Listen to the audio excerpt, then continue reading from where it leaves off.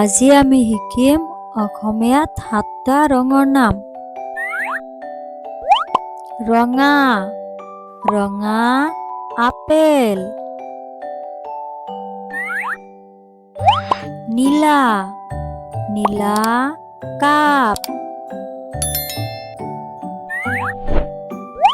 হালধীয়া, হালধীয়া কল।